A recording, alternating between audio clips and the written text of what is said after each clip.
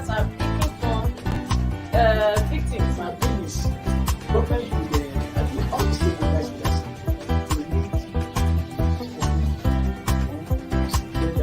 Get that, and I think we get that.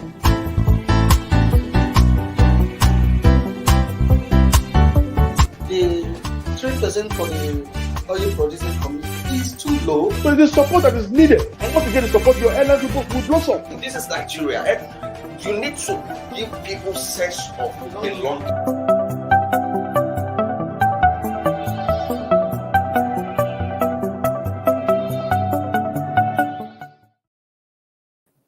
Good morning. Welcome to Inside Nigeria, reaching you on Leadership Television.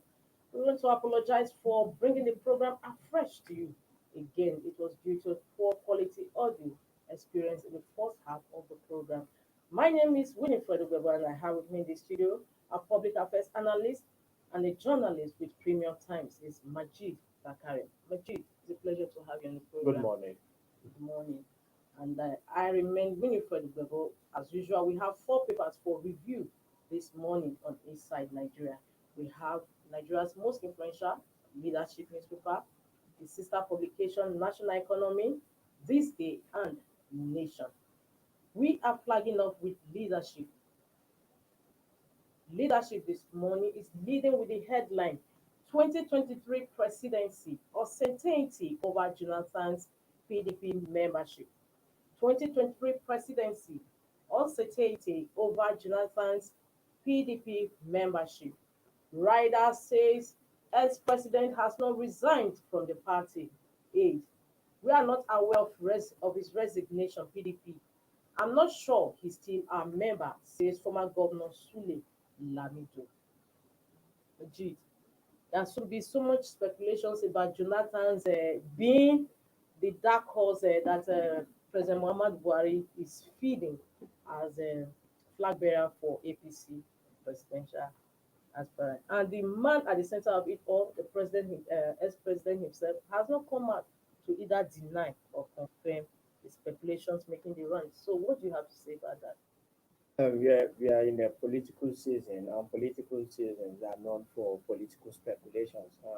It's generally known. Most times when a politician or the person at the center of it or is hearing some of all the speculation, most often the only choice they have is to just perhaps laugh over it and have a good jokes with some of their aides and their friends. Because you look at it in 3 ways. One, it could be a question of somebody setting an agenda. It could be 2, someone preventing an occurrence that may happen, and it could be 3, someone sampling people's opinion.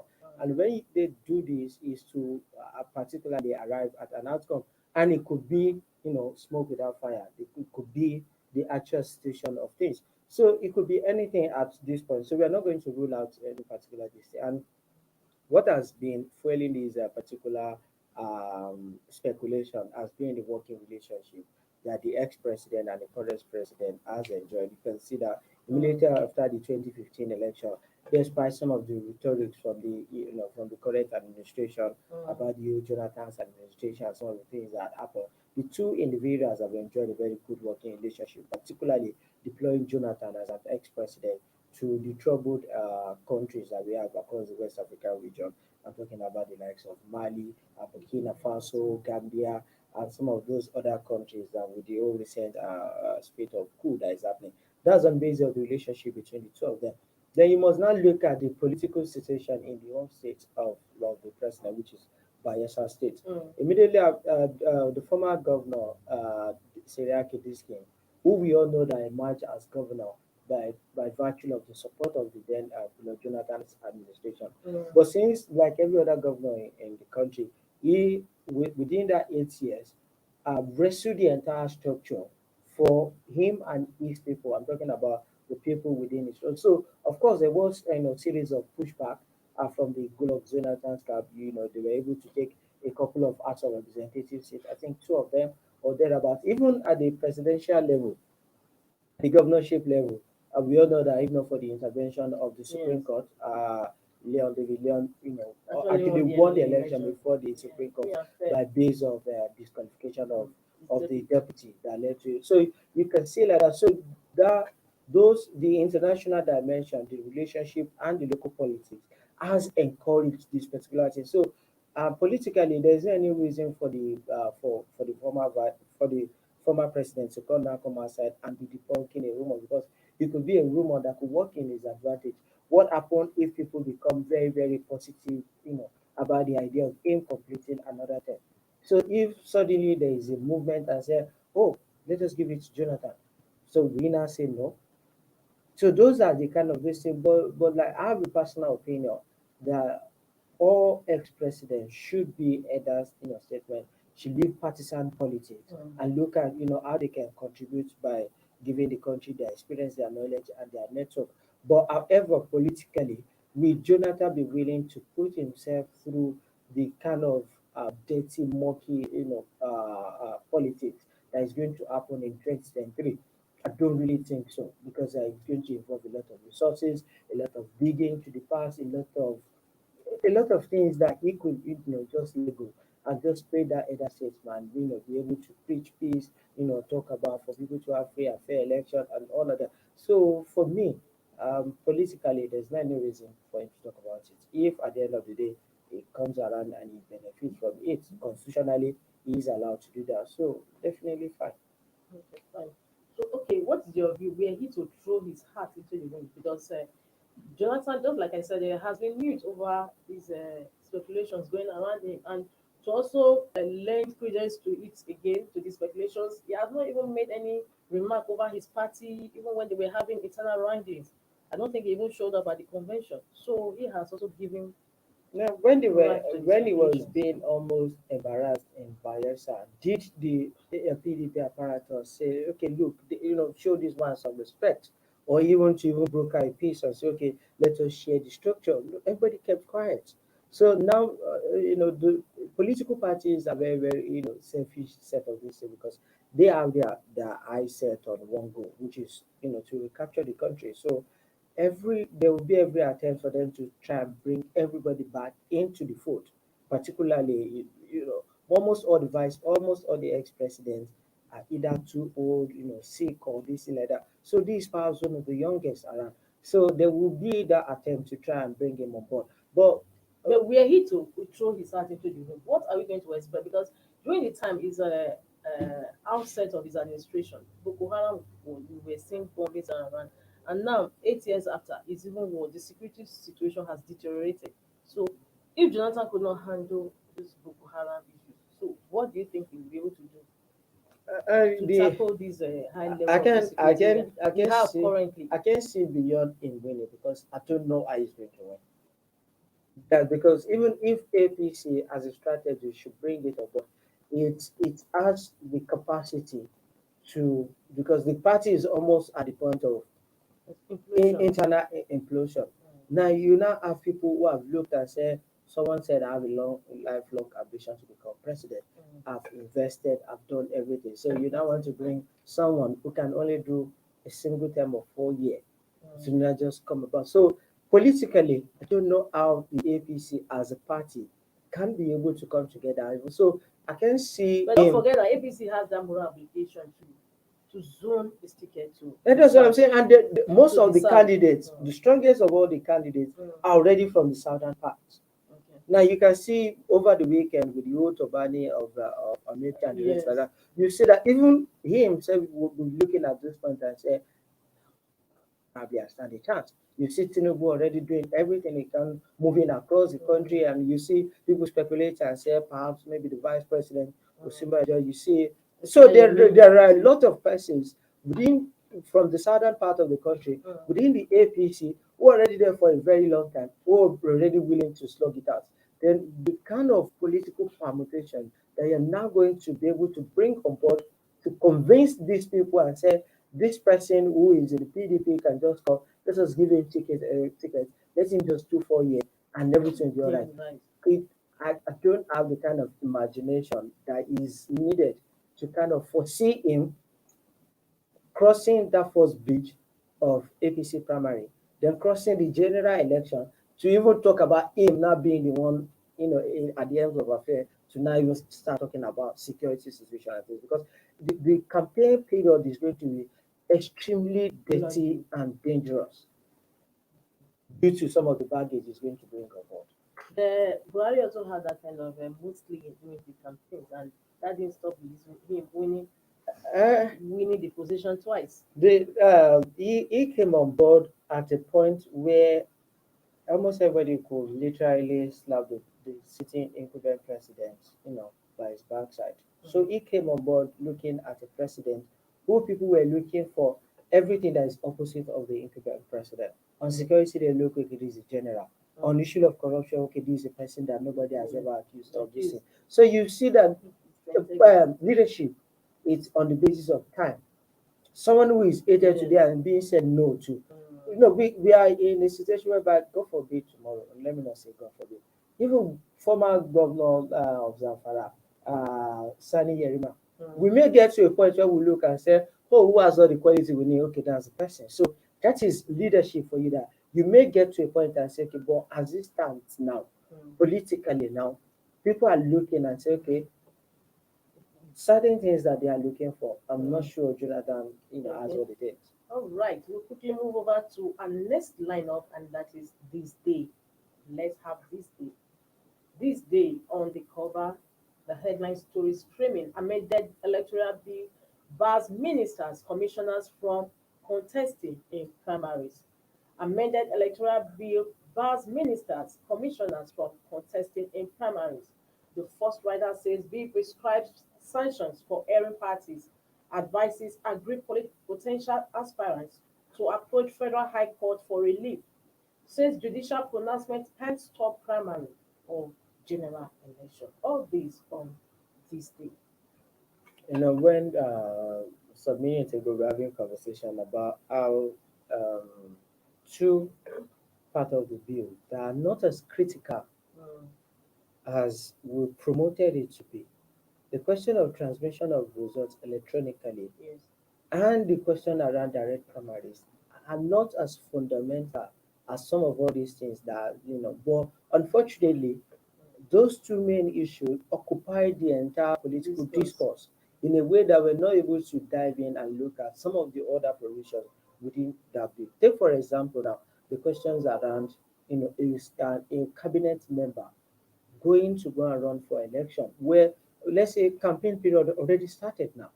So if you now have an individual who can stay at the ministry where he is supposed to recruit a chief executive officer of that particular ministry, who is supposed to administer that ministry, who now has, maybe is instead of being in Abuja, he's somewhere down in Oshun, or he's somewhere down in the Ekiti where he's supposed to run for a governorship elections. Tell me, how is that individual going to? So at the end of the day, you have a situation whereby governance is automatically paralyzed because of politicking, and it's not supposed to be so.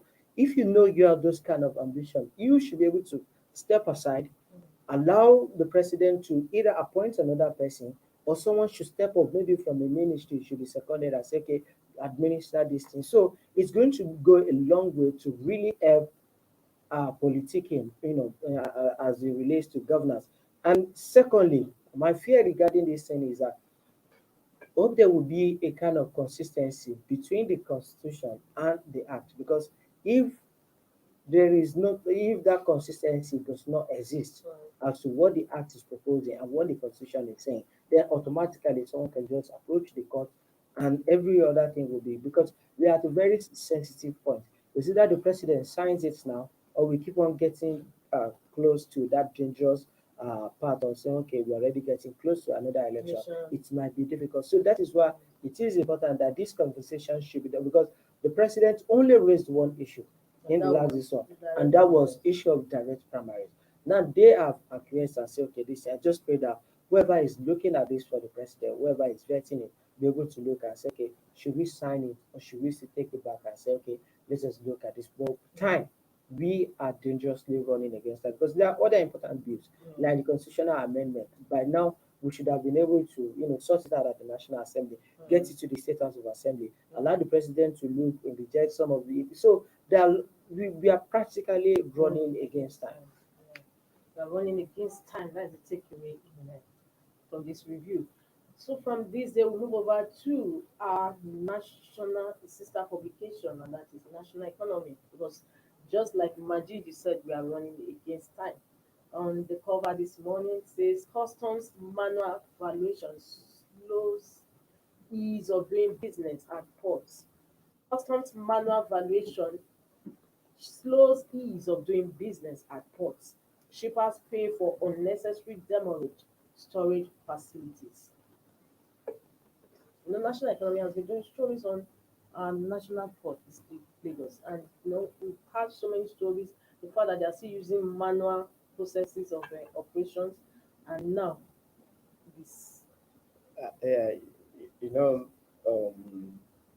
most times when the world is practically doing sprint at technological improvement, cutting down bottlenecks, reducing the whole bureaucracy system, we look at it like some sort of strolling accounts, maybe even try to jog.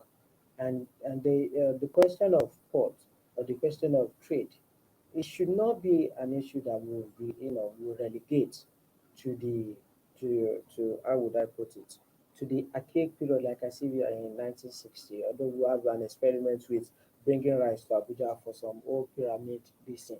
This is at a point whereby it is so critical that 1 minute of delay in operation of movement of truck could cause long hours of delay if you miss it. So you must do everything you can to minimize the process it takes for you to be able to do clearance. And when you do this, it will really, really reduce the entire whole process in getting out of the ports, because the more you increase the contacts between personnel and those people who need clearance, the more you increase that corruption. But if someone knows that, okay, before I even get to so point, I can easily file my document online, submit it, the person just look at maybe a card or a form of signal or maybe the plate number and just move it along. So there is no way we can preach this. This is a cash cow.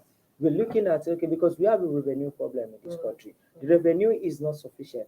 But we realize that if you can make customs to be much more efficient, automatically we can bring in a whole lot of money. And what it takes is to be able to have a process that is fast and at the same time that is efficient.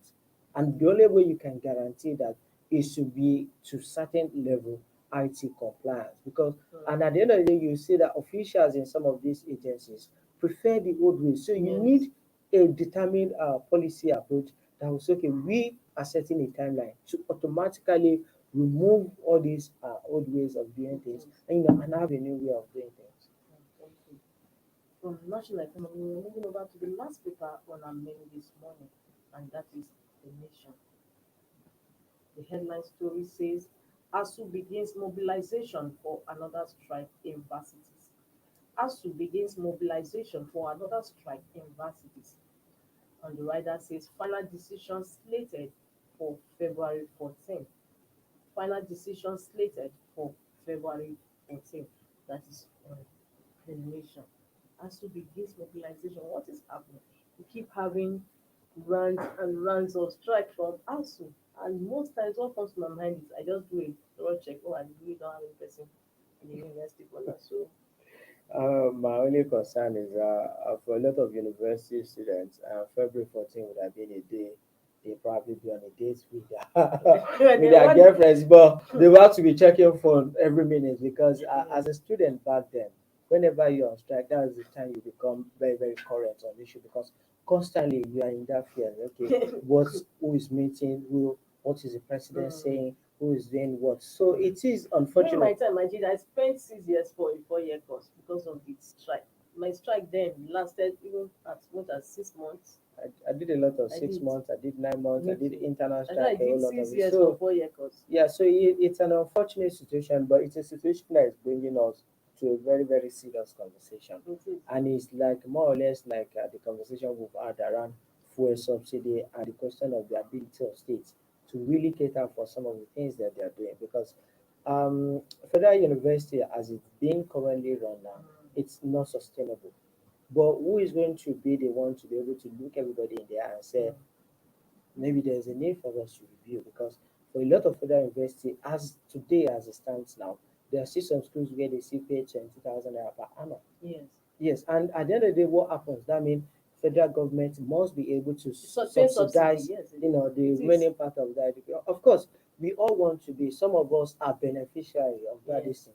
I think my highest Even fees up till was now, they are yes. still paying. Because there was one time I traveled with a group of students from various private universities, and I was dazed. Amazed at how Yes, much they and are what they actually were paying. paying. And in And that some very of those I schools, still have some from my alma mater. I asked them, how much are you paying? And they are so, still paying the same so when school you do fees. the It's comparison, minimal. yes, Yes. when you do the comparison, I was happy. and when you do the comparison, you realize that how do we, because whenever us we go, on strike or one of those things, of course we will always bring the whole funding of the educational sector, using it to bury the main motive, which is concerned around allowances, emoluments, and some other things like that. So how But do we? the federal government is not that inept because we have it has an interventionist agency like TED Fund. TED Fund is apart from revamping structures for all these federal universities. Do you know that it also gives enhancement for lecturers? Those that are going for their PhD, even they pay for their research work and all those stuff. The thing That is is what that it's also to boost the lecturers' the morale. schools, what the schools are asking for, Mm. that is about maybe 1.2 trillion, Where will we Nigeria get that? which is supposed to be spread across 5 years period. So you need to ask yourself, where is the federal government going to get this funding from? And because of fear of, or the political implication of saying removing subsidy on the educational system, it's something that nobody dare says it out. It's something you can mumble it under your tongue, but you know that at a point we are going to get to a point where we are going to have that conversation with ourselves, because there is a nexus between the success rate of Nigerians in diaspora. That a lot of persons have credited themselves for, Nigerian community in the US as one of the highest rate of graduate level this thing among the workforce. And it tells about the same subsidized form of education that we have. But how do we now finance it? Because we've moved to a point whereby 20 years ago, if you go to my village and say you want to give out employment, and you need maybe 30 graduates, fresh graduates, you are going to struggle to have it. You might even need to call the next village and say, okay, just give us what you have. But today, the demand for education is so huge that if you need 1,000, you get it in less than a couple of days. So the demand for education is expanding. I did a story from our organization about proliferation of universities. You see, almost every lawmaker in the National Assembly is demanding for establishment of one tertiary institution or another in his state. The federal government, I think, established about 6 listing. And within that part, you see state government keeps on, and it's still not sufficient, because at the end of the day, when these institutions are established, people see it as right. And I'm sorry to say this, primary part of secondary school education curriculum are fundamental human rights. Yes, Is university a yes. right? It's a Education privilege. for all, yes. And the truth about it is that we may not need as much universities as we think that we do. What do we need? We need vocational schools where people can get the kind of skills that the market actually demand. Because I do not understand why we keep on admitting zoologists and we're producing zoologists when probably we've never increased the number of zoos that we have in this country. So those are the kind of conversations that we should begin to have and say, okay, look, in the next 10 years, how many vocational schools can we establish that are actually skills oriented? Because I do not understand how someone will go and study law and now come and say, oh, I don't want to practice, I want to become a makeup artist.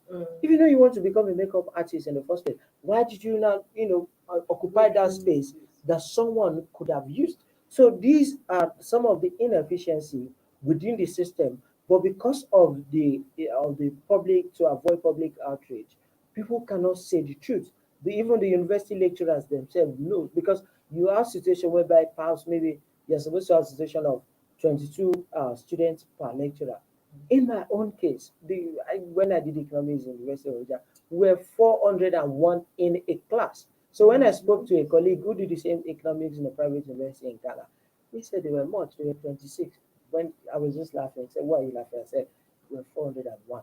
And all through my stay, I could count the number of times I actually sat down comfortably on a chair with a table in my front and a pad for me to write. Often times I stand sitting on someone's table. So these are the issues. Do we have the money to continue this subsidy on education, on fuel consumption, on the way we want our health care and everything? And one to other go? thing too, federal government should not be acceding to every request by striking unions. Don't you think so? It's going to be impossible because for the people, what they will see is ASU is fighting for them.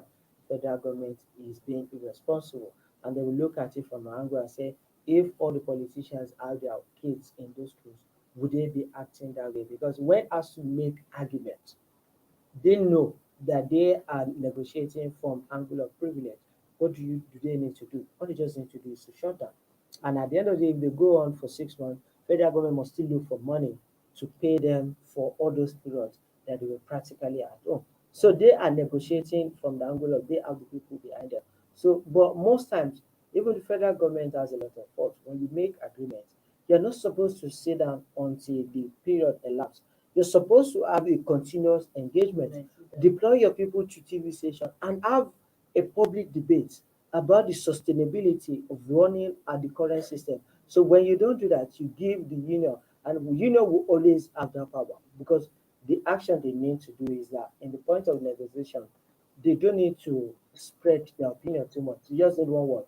You say, no, no. So when you have that kind of mindset in a conversation, in negotiation, you are at a point of extreme power. And they know this thing. But unfortunately, the federal government has not been. Let us have a community engagement, national dialogue on ways of funding our education, because the money that we throw to tertiary education, if we use it to fund primary and secondary school, and children can come out of primary and secondary school to write properly, speak properly, But we also have keep respect for proper. that. But the thing is that it has not been sustainable in the way that, because some of all these things are supposed to be at the level of primary school, are supposed to be at the level of local government. Yes. Are local governments getting enough resources that is coming directly for them to be able to deploy?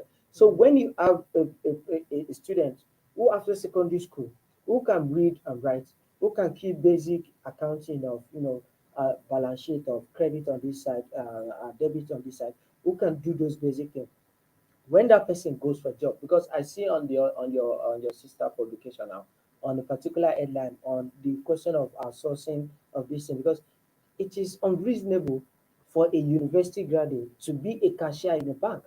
These are things that someone with secondary school certificate should be able to do. Like, this So is a when conversation we should be having next on our program, because I hate to cut it short. Time is no longer on our side, but we really have to talk about it on this ASU and educational system in Nigeria. So I hope to see more of it. on the program. definitely. Thank you so much. Thank you Well, for having me. this is where we call it a day of today's Inside Nigeria. We apologize again for that audio poor quality during the first half of the program. Just due to some technical hitch. Thank you so much for keeping it. Don't forget, tomorrow is another day. I remember Winifred Pebo. Bye. Thank you for watching. For sponsorship and advert placements, please contact 080-3688-6158. Last Word Leadership Podcast Studio. You have the last word.